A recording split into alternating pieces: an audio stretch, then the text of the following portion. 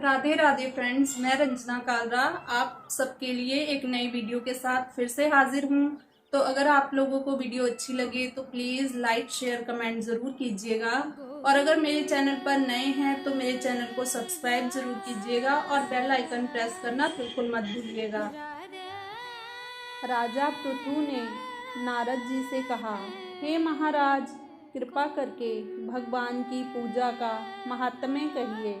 तब नारद जी कहने लगे कि हे राजन, जो भी हंसी में भी भगवान का भजन करता है तो वह परम पद को प्राप्त हो जाता है, परंतु जो श्रद्धा पूर्वक भजन करता है तो उसका तो कहना ही क्या है।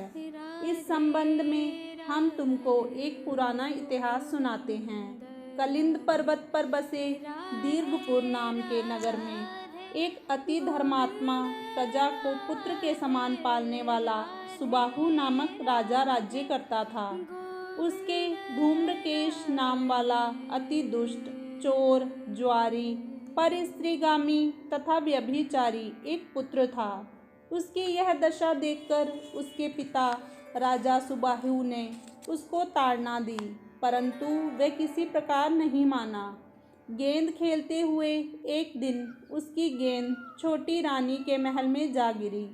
जब वह गेंद लेने के लिए महल में गया तो रानी उस पर मोहित हो गई और उन दोनों ने कामांध होकर भोग किया। जब राजा को इस बात का पता चला तो उसने कुमार को देश से निकाल दिया। पुत्र होने के कारण उसे प्राणदंड नहीं दिया। अब राजकुमार वन में रहकर प्रतिदिन मांस खाता और रात्रि को वेश्याओं के घर पे रहता। चोरी आदि करके जो द्रव्य लाता वह वेश्याओं को दे देता। इस प्रकार फिरते फिरते एक दिन वृंदावन में आ गया। कुछ समय बाद सत्यव्रत नाम वाला एक भगवान विष्णु का भक्त अपना घर बार छोड़कर कार्तिक मास में भगवान का पूजन करता था और वह केवल कंद, मूल तथा फल ही खाता था। वह नित्य भगवान से प्रार्थना करता कि हे भगवान, इस दुख रूप ही समुद्र में डूबते हुए मुझ दीन की रक्षा कीजिए। श्री राधा जी सहित मैं आपको नमस्कार करता हूँ। वह प्रेम में मग्न होकर रोने भी लग जाता। इसी प्रकार वह नित्य प्रति करता। दैवयोग से एक दिन धूम्रकेश ने उस ब्राह्मण की यह क्रिया देखी। जब रात्रि को घर आया तो वहां आकर वैश्या के सामने उसने भी मिट्टी की मूर्ति बनाकर वैसे ही सब कृत्य किया। अंत में उसी भांति स्तुति आदि करके रात्रि को वैश्या के घर में ही सो गया।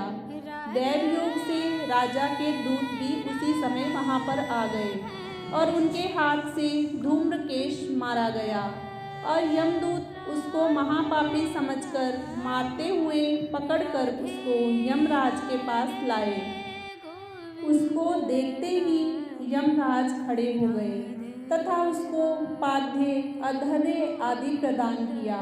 फिर अपने दूतों से कहा कि तुमको धिक्कार है, जब तुमसे हमारा कहना है कि विष्णु भक्तों को यहाँ पर मत लाओ, फिर धूम्रकेश को यहाँ पर क्यों लाए।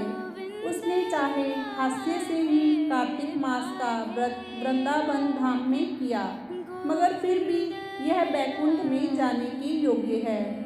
यमराज पुनः धूम्रकेश से बोले कि भगवान की भक्ति नव प्रकार की है।